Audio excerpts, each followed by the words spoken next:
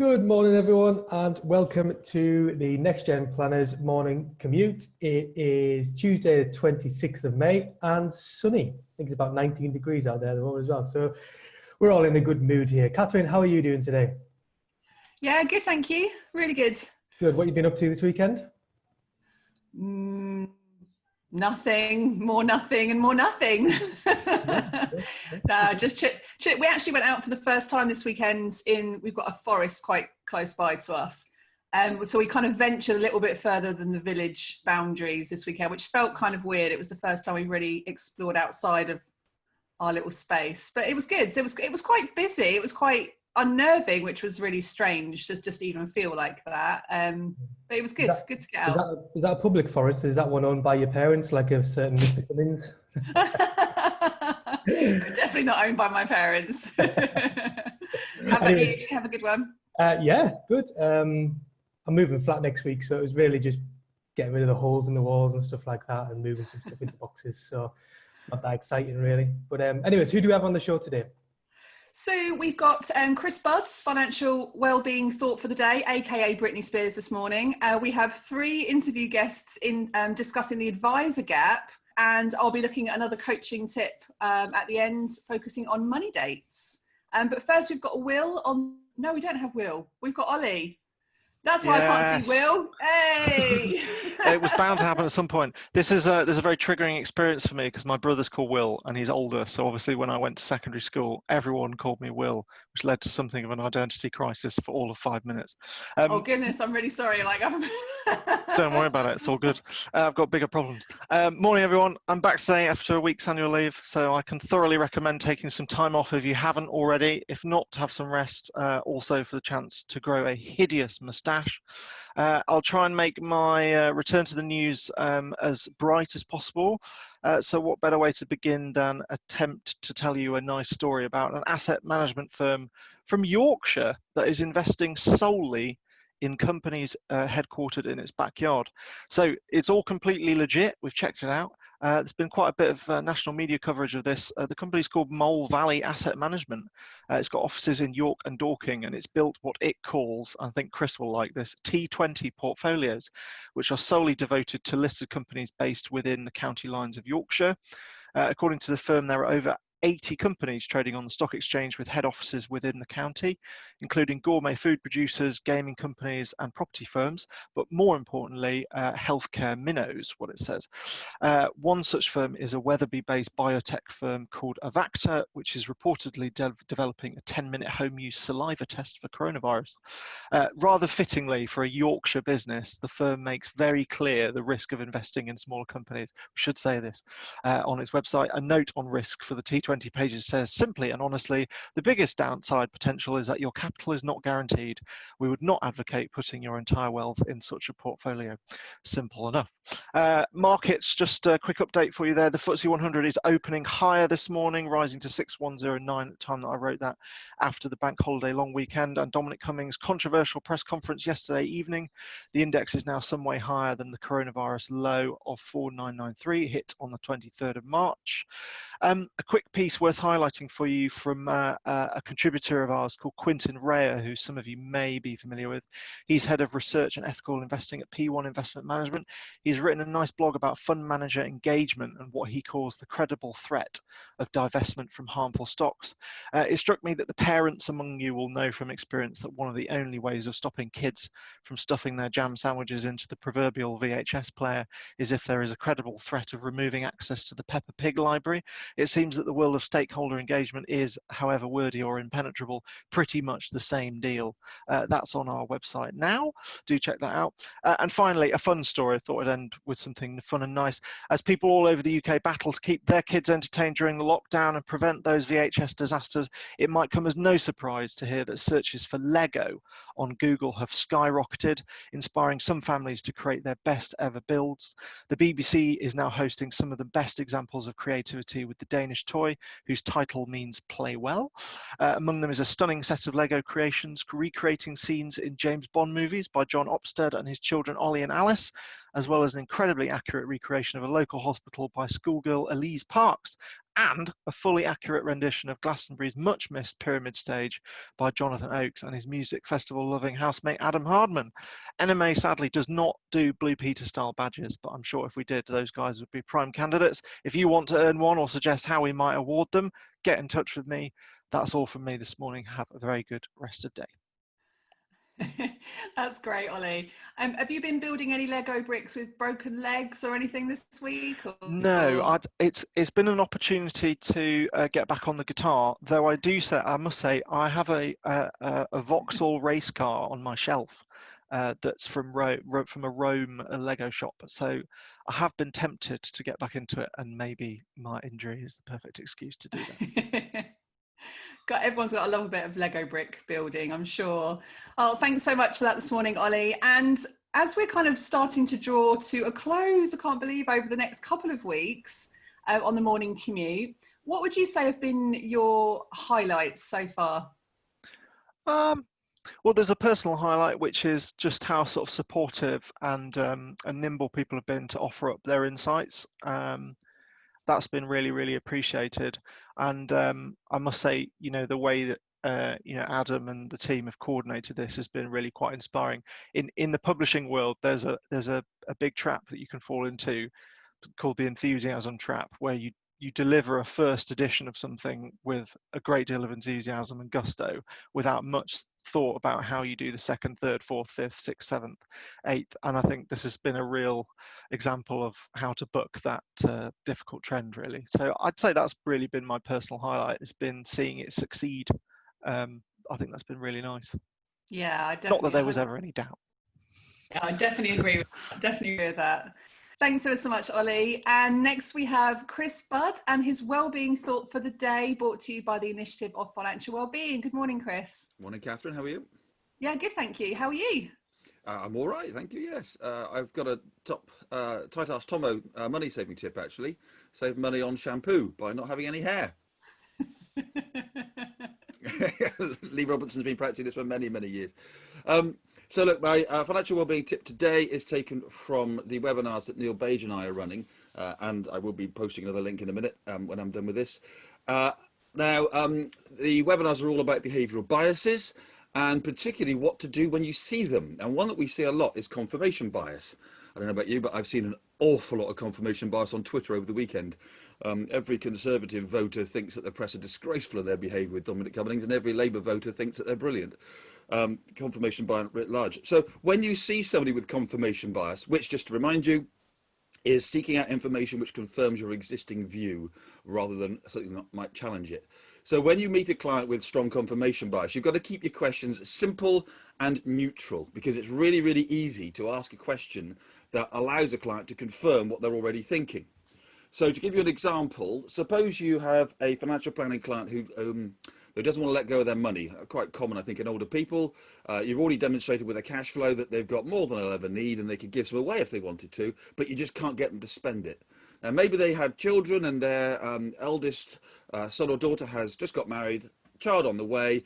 They want to give them some money, but they don't want to because they want to keep hold of it. So they're conflicted. Now, a question you could ask them at that point could be, why do you need this money?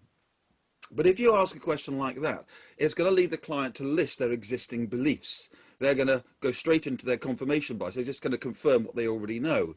So a better and more simple question might be, what is the purpose of this money? And by asking a much more open question like that, the client was much more likely to link their money to their intrinsic motivation, which is caring for their children, and therefore more likely to lead to a change in behaviour. So simple questions and avoiding why when you see somebody in that situation.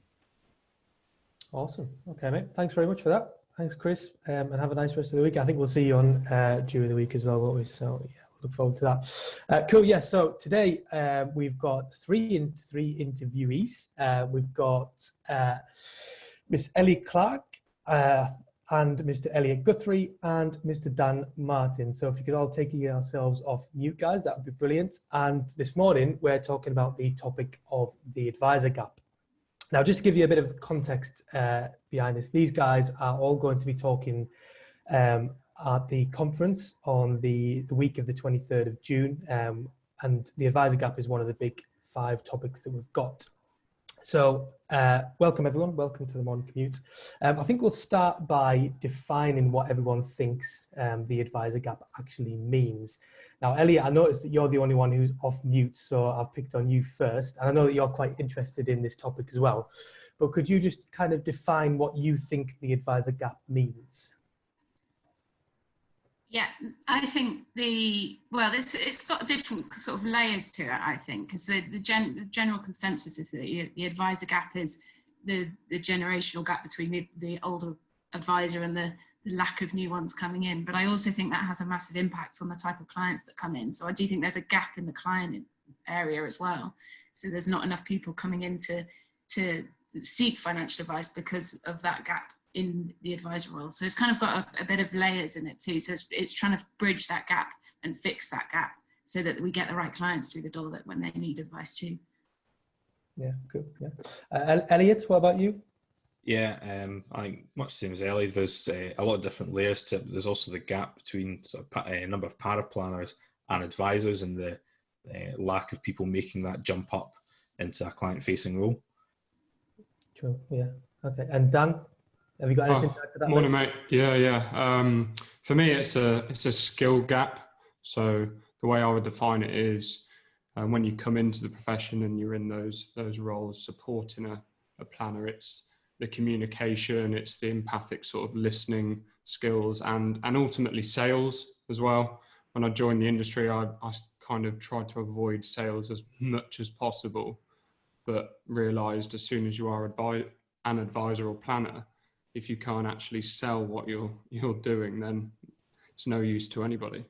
Yeah, I think it's a naughty word, isn't it, sales? But everything is sales. Every single thing that you do on a daily basis, in work-based anyways, is sales. It's selling yourself, isn't it? So, yeah, we'll stick with you then, Dan. Obviously, you're at an early stage of your career, like a lot of people in the Next Gen Planners community. But what have you been, well, firstly, what have been your highlights so far? And also, what have been your challenges so far as well? Sure. So my highlights would have been passing my diploma. I guess that's the first sort of technical step and badge that you get. And taking on my first client and getting my first client testimonial and referral was a massive thing for me. Sort of vindication for all the hard work you've put in. Successfully setting up a new DA firm with my dad, who pretty much got me to do it on my own so that I would learn just how much has to go into it, because he'd done it before, which I think is great. Being asked to speak at the Next Gen Planners Conference is a highlight, and I've also been invited back to my university as a mentor, believe it or not, only 3 years in, which feels a bit ridiculous because the people that were in the room who are also mentors I would look up to be my mentors, and being asked to be on that program has been my highlights. Most significant challenges probably was the FCA application. That's one of them. I'd say what I mentioned before about the skills gap, the most significant challenge is understanding just how much you have to work on your listening skills, which never gets, you never get that through any other sort of job role I've ever been in throughout school. You just don't work on it at all. That's probably been the biggest challenge. Is you've been thrust with all this knowledge and you've been reading all these books and you just want to get it out, and yet you're meant to be doing the opposite when you're actually in a client meeting and just sitting back and listening. Yeah, that's really interesting, actually. It's very true. Yeah, it is. Elliot, what about you, mate? What have been your highlights so far, and your challenges as well? Definitely a highlight is seeing how supportive other financial planners are of each other, particularly in this group, but also seeing the effect that financial planning can have on a client. So there'll be that one case or just moment that it all really clicks what we do, and you can see the impact that has on a client. Obviously progressing from administrator right through to starting to be an advisor, that's been a big highlight. But a huge challenge has been getting employers to see past a lack of experience and give those opportunities to people just starting out. Thankfully, not my current employer, but I have seen that before. Cool. Okay. Thanks, Matt. And Ellie, I've got a slightly different question for you. I know you were looking forward to going into your highlights and your challenges there, but it's often said, we were talking about this beforehand before we went live, but there's a disconnect between younger financial planners and the establishment. But what do you think that, firstly, we as young financial planners can do to bridge that gap? And what do you think that the establishment can do to bridge that gap as well? Yeah, that's a really interesting question, and I think it's going to be very dependent on different firms and how they approach it. Obviously, certain firms will be able to handle it in a different way, but I really think that like having a mentor to build you up into the advisor role is really key. I've got a great mentor in my firm and supervisor, and just having that support in the firm to enable you to progress and build up that knowledge that similar to what Dan was talking about client facing knowledge and being in front of the client without having to worry too much about the technical side of things, because they're there to support you through that. I think that's a really important thing to do. Incidentally, one of my challenges was the technical side of it for me. I've come from the teaching background, so I can talk all day long. It's no problem for me. I can listen all day long. My challenge was trying to listen to adults as opposed to children, which was an interesting one. But I did really struggle with the technical side of things. That was really hard for me. So in my firm, having that support so that I can sort of rely on them to help me out with that bit, so that I could be the client-facing person and build that up, and it was really important. I also think networks are really key, like just building up a good network around you in your local area will help advisors become a bit more known, young advisors become a bit more known. So yeah, but it's different for different firms, I think. Yeah. Cool. Dan, what do you think that we can do to bridge that gap between us and the establishment? Sure. So for younger planners, I really feel they need to build their own platform in whatever way that is, using their skills, because you've got to be seen and be heard, be visible. So put yourself out there, get noticed, make yourself easy to be noticed by the establishment first and foremost, and then from the establishment, and I'm not in it at the moment, so it's going to be quite hard to answer, but for me it's just for them to understand how much value younger planners, younger power planners, administrators can add to an organisation, not just in the short term but the long term. And we've seen it in our firm where I work with my dad, and if you're coming to any business sale or any type of succession plan at all, having younger members will add a lot more value than they take away.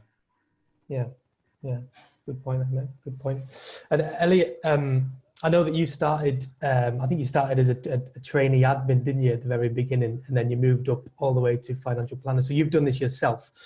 But it's often said that there's a gap between, and we've mentioned this before, that people want to gain experience by working directly with clients, but then the firm doesn't think that they're ready.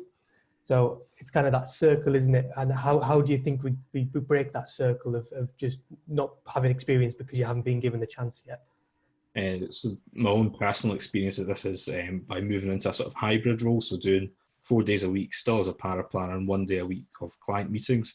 Initially just observing and then gradually taking on certain existing clients of the firm from the review meeting, which is a much more difficult place to start because you're sat in a meeting halfway through the relationship trying to pick it up whilst the person that the client still sees as their advisor is sitting opposite them. So that's it's in the deep end learning experience, but it's also good from a firm's perspective that they've still got that element of control over the client meeting until you gradually build up your skills. And it is definitely a gradual process. I've just started doing new business, and the first client I did was my director's sister and brother-in-law, which is slightly nerve-wracking, but also be slightly fatalistic that I'm unlikely to lose the client if it goes wrong. Yeah, I think that's an awesome bit of advice there, mate. That kind of hybrid role. I've never really heard of that before, but I think it's really important, actually, isn't it? Yeah, it's a good point. Ellie, can I just ask you, if you were advising someone joining the profession, brand new today, just starting the profession today, what advice would you give them? I would say that the most important thing to focus on is sort of related to what Dan said earlier about having to make sure that you put the building up relationships at the forefront of your mind as a priority.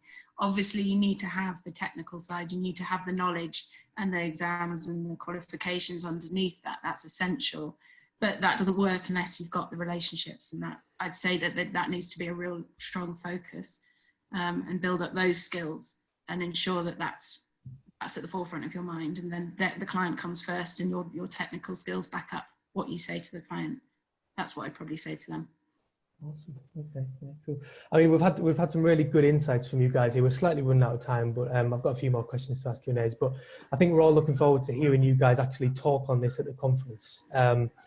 But apart from the virtual curry night, which everyone seems to be most excited for, what are you guys most looking forward to? I'll start with you, Ellie, because you're on the screen. But what are you most looking forward to at the conference? Yeah, I mean, obviously everyone loves a virtual curry, especially at the moment. I've forgotten what a normal curry tastes like, to be honest. But it's really great conference to broaden your horizons, like broaden your mindset, listen to other people that are in a similar position to you. I've certainly found that with our little group in the advisor gap, that we're all sort of from the same background, so you have that kind of confidence that it's all right to listen to, you know, everyone's in the same boat, and meeting up with people that you've met with before. You know, that's always what's so great about Next Gen, is that you always catch someone that you've met with last year. So that'll be good. Yeah. Dan, what about you, mate? What are you most looking forward to at the conference? For me, it's the 24-hour commute. I just think there's so much to learn from the global financial planning community, not just the community here in the UK. So that'll be really interesting to gain insight from people over and abroad. Yeah, and Elliot, what about you? Yeah, I'm looking forward to the 24-hour commute as well. I think that'll be a really interesting experience. It'll be interesting to see if anyone can actually stay awake for it, because I think I've got a 4:30 slot on the Tuesday, so that could be very, very interesting. Yeah. Anyways, Elliot, just the last question there, mate. I'm going to ask all of you guys this, but we ask everyone who comes on. I'm, really grateful for you for coming on as well. But what are you most looking forward to when proper lockdown is released? Moving house. That's all that's been on my mind for the last 2 or 3 months. Okay, I think you've already been on and answered that question, actually. Yeah, I think I've heard that from you. And Dan, I know you've been on as well. But Ellie, what did I say? Oh God, I actually can't remember. That's really bad, isn't it? Ellie, what are you most looking forward to when lockdown's finished? I'm looking forward to having a good dinner party with some good food and good wine and good company. Oh, nice. And no children. Awesome. Well, we really appreciate all you guys coming on today. It's been very, very good, very insightful. And we look forward to seeing you at the conference next month. But thanks very much for coming on. Thank you, Dan. Catherine, we've now got your coaching focus handed over to you. Yeah, morning, guys. I'm now distantly dreaming of that night, Eleanor, with no children. I can't even begin to think about that. I do love my children, by the way. So this morning, actually, I thought I'd take a slightly different approach to the financial coaching focus. And one of the things that we've been talking about in a WhatsApp group, actually, in my financial coaching program this week, is about our relationship with money. And I've set the guys like a piece of homework to do, and it's actually created some really interesting dialogue. And so I thought I would actually share something that I call a money date. I mean, it's not my version. Money dates existed. I didn't come up with the concept of money dates, but it's actually quite an interesting conversation to think about. Do you guys have money dates with yourselves? And do you encourage your clients to have regular money dates outside of when they're speaking to you or seeing you in your financial planning meetings? Now, this is something that I do every Sunday with myself, and we do it together with myself and my husband every month. And we also do this with the children. So once a month with the kids, we get these little magic charts out and we create like a needs and a wants list. So every time the kids are like, I want this, I want this, I want this. At the moment, my eldest is fascinated by football. So all he wants is Ronaldo football cards, Ronaldo t-shirts, everything. So we put it onto a wants and a needs list, and then we create a little plan as to how he can save up money to buy whatever's on that list. So this is something that we do as a family once a month. And with Gareth and I, we just basically do a bit of a check-in. We do a bit of a check-in about where we're at, how we're feeling. So for example, at the moment we were talking on Sunday about our holiday in August and praying that we can still go away, but thinking, well, if we can't go and we end up getting a refund, where are we going to redirect that money? And I think this is a really important topic to actually bring up with clients as well, is to actually give them like a little toolkit of things that they can do to be talking about at home, even if they're single, to be talking about with themselves when they're at home, when they're not in that meeting with you, so that actually their focus on money isn't just in that meeting with you. It happens on a regular, ongoing basis. So I've just got a couple of things to run through with you, and I've got a couple of questions which I'm very happy to screenshot. Like, I've got some pictures here. I can screenshot these and put them into the WhatsApp group, in the Slack group, sorry. But if you want to write these down as well, I've just got like a calendar, January to December, with 12 questions that you could ask yourself. So you could just cherry pick one of these per month. But the first tip to give you around having a money date with yourself is to think about the best time. So Sunday mornings is always a great time for us because we're generally quite relaxed. The kids are on technology, you know, and we feel relaxed. And I think that's important, is if you're going to bring some awareness to money, do it at a time when you're not feeling stressed. Because you want to harbour, you know, good positive feelings about money. So the timing of the week is really important. So you could have a conversation with your clients about that. When would be a good time for them to have that conversation? You want to make it fairly consistent so that you want to create habit building. So if you're going to make it a Sunday morning once a month, make it every Sunday morning once a month. And the other thing to do at the end of your money day is to celebrate any successes or anything that you are proud of. And again, it's part of the habit forming process. So the questions I've got here, I'm just going to read out 6 of them, but I'll drop these into the Slack group. The first one is, money makes me happy when I am what? Fill in the blank. Money makes me happy when I am what? The second question is, if I do this one thing, I'll feel better about my relationship with money. So if I do this one thing, I will feel better about my relationship with money. That could be, by the way, just forgiving yourself for something that you did years ago. Like me and my husband, when we had our money date way back at the start, we bought a house in the peak of the last financial crisis, 2007. Then the markets crashed. We sold it 7 years later and sold it for exactly the same as what we bought it for. And we always beat ourselves up about it afterwards. We were like, that was such a bad decision. We were both mortgage advisors at the time. How could we have made this decision? Blah, blah, blah. But it really actually had quite a significant impact on the decisions that we were making at that time, because we were so fixated in the past. We had to kind of just say, you know, do you know what? No one could have timed it. It was a bad decision, but we learned a lot from it. We're not going to do it again.